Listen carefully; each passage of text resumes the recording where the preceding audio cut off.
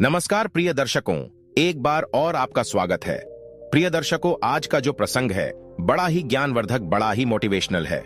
प्रिय दर्शकों, तोता को मैना ने बताया किस श्राप के कारण स्त्रियों को मासिक धर्म आता है। आखिर स्त्रियों को मासिक धर्म क्यों आता है? प्रिय दर्शकों, इससे पहले आप हमारे चैनल में पहली बार आए हैं तो चैनल को सब्सक्राइब करें, बेल आइकन को प्रेस करें और अच्छे अच्छे कमेंट किया करें ताकि हर आने वाले वीडियो का नोटिफिकेशन सबसे पहले आपको मिले और आप उन वीडियो को फायदा उठा सकें। चलिए शुरू करते हैं प्रिय दर्शकों, आज की ये प्यारी सी कहानी, ये प्यारा सा वीडियो। प्रिय दर्शकों, प्रत्येक स्त्री को हर महीने मासिक धर्म तो आता ही है, पर आज के इस वीडियो में मैं आपको यह भी बताऊंगा कि स्त्रियों को किस श्राप की वजह से मासिक धर्म की पीड़ा होती है। और तो और मासिक धर्म के दौरान स्त्रियों को कौन से कार्य नहीं करने चाहिए। और प्रिय दर्शकों, जब स्त्रियों को मासिक पीड़ा होती है तो कुछ लोग स्त्रियों को क्यों अछूत समझने लगते हैं। तो प्रिय दर्शकों, चलिए जानते हैं आखिर किस श्राप के कारण स्त्रियों को मासिक धर्म आता है।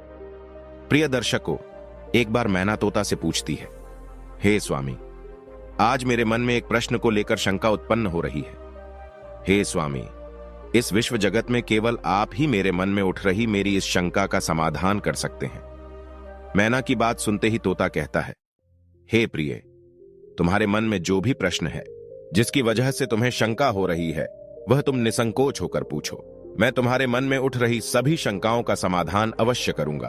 तब मैना कहती हैं, हे स्वामी, वह कौन सा श्राप है जिसके कारण स्त्रियों को मासिक धर्म की पीड़ा सहन करनी पड़ती है? मैना ने अपना दूसरा प्रश्न पूछते हुए कहा, हे स्वामी, एक स्त्री को मासिक धर्म में वह कौन से कार्य नहीं करने चाहिए जिससे वह अपने ऊपर लगने वाले पाप से बच सके? तब तोता कहता है, हे प्रिय, तुमने संपूर्ण मानव जाति के कल्याण हेतु अत्यंत उत्तम प्रश्न किया है। मैं तुम्हारे इन सभी प्रश्नों का उत्तर तुम्हें वैष्णव नामक एक पुरुष के जीवन में हुई घटनाओं के माध्यम से दूंगा, जिससे प्रिय, तुम्हें तुम्हारे प्रश्नों का उत्तर इस कथा के माध्यम से प्राप्त हो जाएगा। यह कथा इतनी पावन है कि इस कथा के श्रवण करने मात्र से ही समस्त मनुष्यों के पापों का नाश हो जाता है। जो भी गृहस्थ जीवन में है और वह पति पत्नी इस कथा को ध्यान पूर्वक सुनते हैं तो उन्हें सुख और सौभाग्य की प्राप्ति होती है। इसलिए हे देवी, मैं जो कथा आपको सुनाने जा रहा हूं, आप भी इस कथा को ध्यान पूर्वक पूरा अंत तक अवश्य सुनिएगा।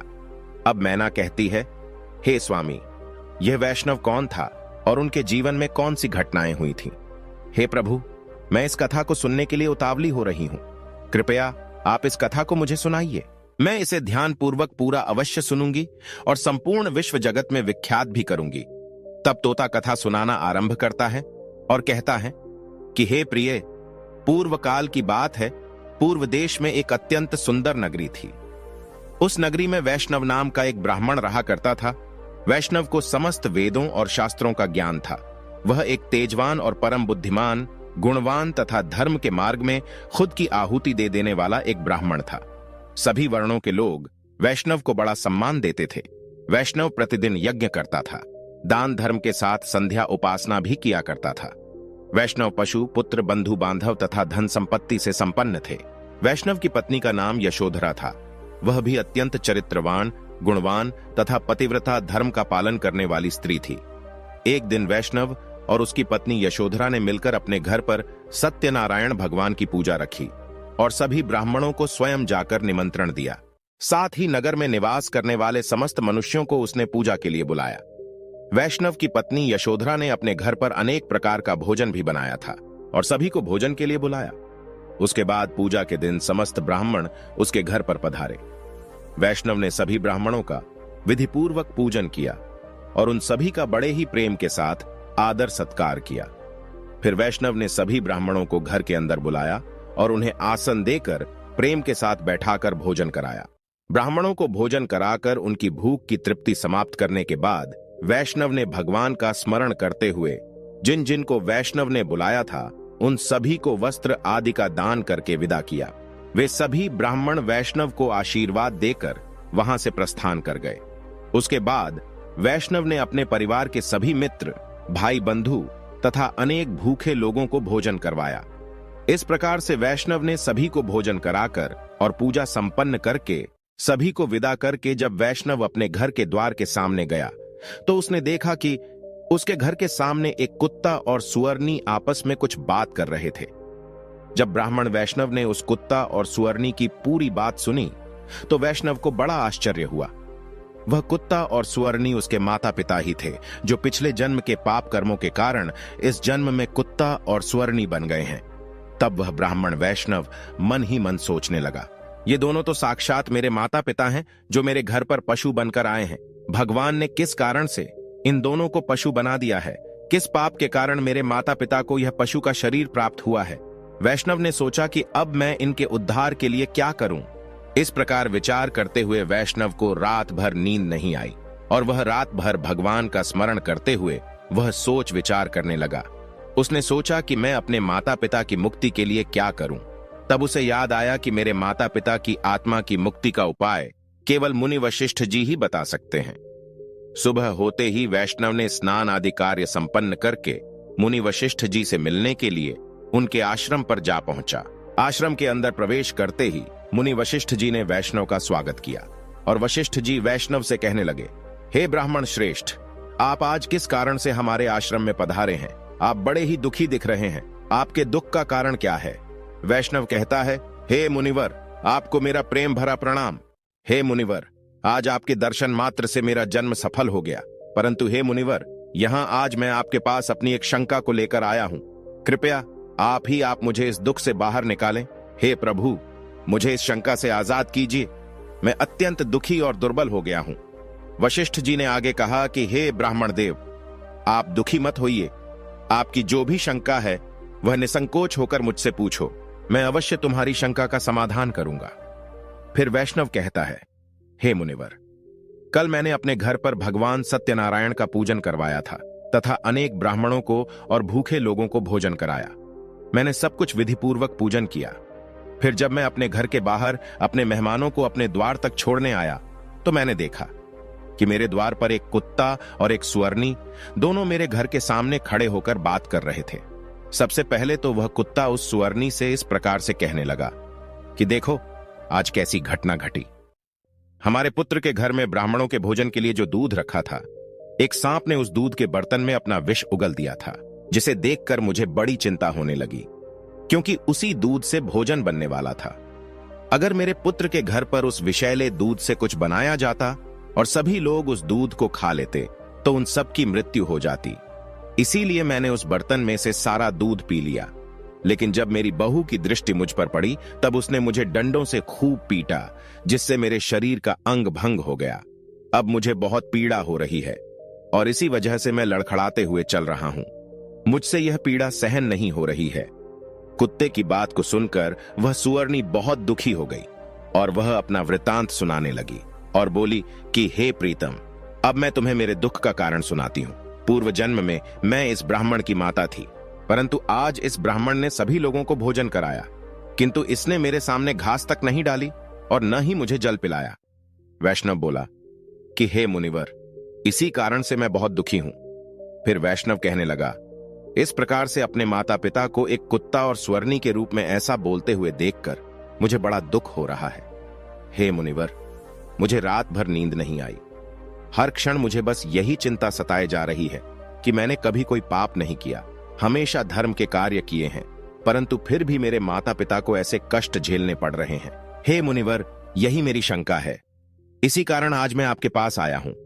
कृपया आप अपनी दिव्य शक्ति से पता करके मुझे बताइए कि किस कारण से मेरे माता पिता की ऐसी दुर्दशा हुई है और उनकी मुक्ति के लिए मुझे कौन सा कर्म करना होगा।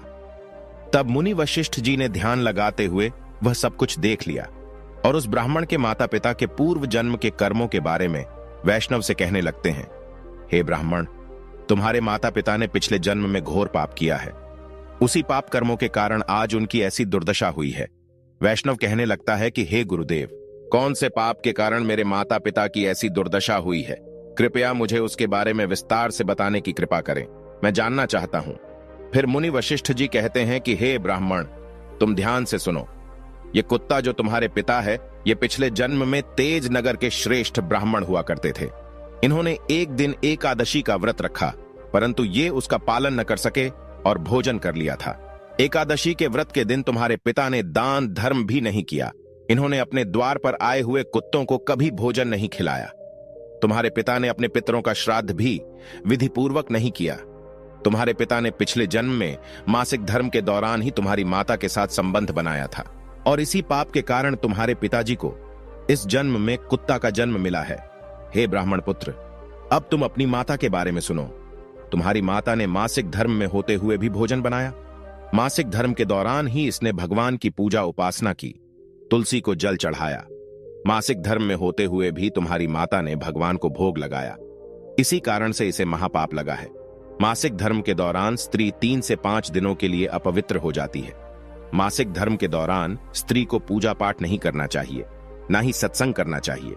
प्रत्येक स्त्री को इन 3 से 5 दिनों में अपने बाल भी नहीं धोने चाहिए। इससे उसके पति की आयु कम होती है। मासिक धर्म के दौरान पेड़ पौधों को स्पर्श नहीं करना चाहिए। मासिक धर्म में स्त्री के साथ संबंध भी नहीं बनाना चाहिए। वह मुनिवर अब आगे कहते हैं कि जो पुरुष मासिक धर्म में स्त्री के साथ संबंध बनाता है उसे ब्रह्म हत्या का पाप लगता है। जो पुरुष उस वक्त के समय में स्त्री के वस्त्रों को स्पर्श करता है उसे भी पाप लगता है। मासिक धर्म स्त्री के शरीर में 3 से 5 दिनों तक ब्रह्म हत्या का पाप निवास करता है, और 6वें दिन ही वह स्नान करके पवित्र हो जाती है। 6वें दिन स्नान करने के पश्चात स्त्री को अपने पति का मुख देखना चाहिए, अन्य किसी पुरुष का मुख नहीं देखना चाहिए। यदि पति समीप न हो तो सूर्य देव के दर्शन करने चाहिए। गुरु वशिष्ठ वैष्णव से कहते हैं, हे ब्राह्मण श्रेष्ठ, इसी पाप के कारण तुम्हारे पिता को कुत्ता और तुम्हारी माता को सुअर्णी का जन्म प्राप्त हुआ है। वैष्णव कहता है, हे मुनिवर, अब आप मुझे मेरे माता पिता की मुक्ति के लिए उपाय बताने की कृपा करें। तब वशिष्ठ जी अपनी दिव्य दृष्टि से इसका मार्ग भी देख लेते हैं और कहते हैं कि हे ब्राह्मण, तुम किसी भी अमावस्या के दिन अपने माता पिता की मुक्ति के लिए श्राद्ध तथा तर्पण करो और दान धर्म करो। गाय की सेवा करो, गौ माता को भोग खिलाओ और अपने माता पिता की मुक्ति के लिए भगवान से प्रार्थना करो। वैष्णव जैसा वशिष्ठ जी कहते हैं वैसा ही करता है, और फिर उसके माता पिता को समस्त पापों से मुक्ति मिलती है। अब तोता मैना से कहता है, हे प्रिय, अब मैंने तुम्हें रजस्वला स्त्री को कौन से कार्य नहीं करने चाहिए इस विषय में तो बता दिया। हे देवी, अब मैं तुम्हें यह बताता हूं कि किस श्राप के कारण प्रत्येक स्त्री जाति को मासिक धर्म की कठोर पीड़ा को सहन करना पड़ता है। तब मैना बोली, हे प्रभु, आपके इस प्रश्न के उत्तर से प्रत्येक स्त्री जाति की रक्षा होगी। मैं स्वयं उनके साथ रहकर उनको इस विषय में मार्ग प्रदान करूंगी। तब तोता कहता है, हे देवी, ठीक है, मैं तुम्हें इस प्रश्न का उत्तर भी दे देता हूं। प्राचीन में कालकेय नाम का एक प्रसिद्ध दानव हुआ करता था। दानव होने के कारण उनका स्वभाव दानवीय प्रवृत्ति का था और वह हमेशा ही युद्ध करने के लिए तत्पर रहते थे। फिर अचानक से एक दिन सभी दानव वृत्रासुर दानव के साथ मिलकर स्वर्ग लोक पर आक्रमण करने लगते हैं। उन असुरों के पास भयंकर शक्तिशाली अस्त्र खंजर थे जिसका सभी देवता सामना नहीं कर सके, और स्वर्गलोक से भागकर ब्रह्मदेव के पास आ गए और फिर उन्होंने ब्रह्मा जी को सब कुछ कह सुनाया। तब ब्रह्मदेव ने उन्हें असुरों को परास्त करने का उपाय बताते हुए कहा, हे इंद्र, तुम इसी क्षण महर्षि दधीचि के पास चले जाओ। वे तुम्हें अपनी शरीर की हड्डियों से तुम्हें अस्त्र शस्त्र प्रदान करेंगे और तुम उन्हीं अस्त्रों का प्रयोग करके वृत्रासुर का वध कर सकोगे। फिर सभी देवता महर्षि दधीचि के आश्रम पर जाते हैं और वे सभी उनसे प्रार्थना करते हैं और महर्षि दधीचि से अस्त्र प्रदान करने की विनती करते हैं। फिर संसार के कल्याण के लिए महर्षि दधीचि अपने ही शरीर की हड्डियों से अस्त्र का निर्माण करते हैं। उन्हीं अस्त्रों में से एक वज्र नाम का अस्त्र होता है, जिस अस्त्र को देवराज इंद्र धारण कर लेते हैं और फिर से सभी देवतागण वृत्रासुर के साथ युद्ध करने के लिए निकल जाते हैं। उसके उपरांत देवताओं और दानवों के बीच भीषण युद्ध होता है। सभी देवता आकाश में दानवों से युद्ध करने के लिए एकत्रित हो जाते हैं, उन सभी पर प्रहार करने लगते हैं। कई दिनों तक इस प्रकार से दैत्यों और देवताओं के बीच में भीषण युद्ध चलता है। फिर देवराज इंद्र और वृत्रासुर आमने सामने आ जाते हैं। दोनों के बीच युद्ध होता है और देवराज इंद्र अपने वज्र का प्रहार करके वृत्रासुर को मार डालते हैं। उसके शरीर में एक ब्रह्म हत्या वास करती थी। वह उस दानव वृत्रासुर की मृत्यु होते ही उसके शरीर से ब्रह्म हत्या बाहर निकलती है और इंद्र का पीछा करने लगती है। फिर वह ब्रह्म हत्या देवराज इंद्र के शरीर में प्रवेश कर लेती है, जिससे इंद्र को ब्रह्महत्या का पाप लगता है। देवराज इंद्र ब्रह्मदेव के पास जाते हैं और उनसे ब्रह्महत्या से छुटकारा पाने का उपाय पूछते हैं। ब्रह्मदेव उस ब्रह्महत्या को इंद्र के शरीर से निकलने की आज्ञा देते हैं और वह ब्रह्महत्या इंद्र के शरीर से बाहर निकलकर ब्रह्मदेव से कहने लगती है, हे परमपिता ब्रह्मदेव, अभी तक मैं वृत्रासुर के शरीर में निवास कर रही थी, क्योंकि उसने अनेक ब्राह्मणों की हत्याएं की थीं। जब इंद्र ने वृत्तासुर की हत्या की तो मैं इंद्र के शरीर में वास करने लगी। अब आप ही मुझे कोई उचित स्थान दीजिए जहां पर मैं रह सकूं। फिर ब्रह्मदेव कहते हैं, ब्रह्म हत्या मैं तुम्हें उचित स्थान देता हूं। ब्रह्मदेव ने ब्रह्म हत्या के 4 भाग कर दिए और कहा, ब्रह्म हत्या, तुम्हारा 1/4 भाग अग्नि के भीतर रहेगा, क्योंकि जो भी मनुष्य अग्नि को आहुति नहीं देगा तुम उसके शरीर में प्रवेश कर लेना। ब्रह्मदेव ने फिर कहा कि तुम्हारा दूसरा 1/4 भाग जल के भीतर रहेगा, जो भी जल में थूकेगा अथवा जल में मलमूत्र का त्याग करेगा तुम उसके शरीर में प्रवेश करोगे। फिर तीसरा 1/4 भाग पेड़ पौधों और वृक्षों के भीतर रहेगा, जो भी मनुष्य अकारण ही वृक्षों को काटेगा उसे भी ब्रह्म हत्या का पाप लगेगा। उसके बाद ब्रह्मदेव ने अप्सराओं को बुलाया और कहा, हे अप्सराओं, इस ब्रह्म हत्या का 1/4 भाग तुम ग्रहण करो। फिर अप्सराएं कहने लगी, हे प्रभु, अगर आपकी यही आज्ञा है तो हम इसे आपकी आज्ञा से ग्रहण करने के लिए तैयार हैं, किंतु हमें भी इससे मुक्ति का कोई उपाय बताइए।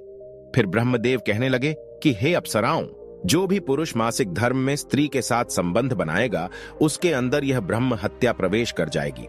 इस प्रकार से ब्रह्म हत्या के 4 भाग हुए, एक अग्नि में, दूसरा जल में, तीसरा वृक्षों में और चौथा स्त्रियों के अंदर प्रवेश कर गया।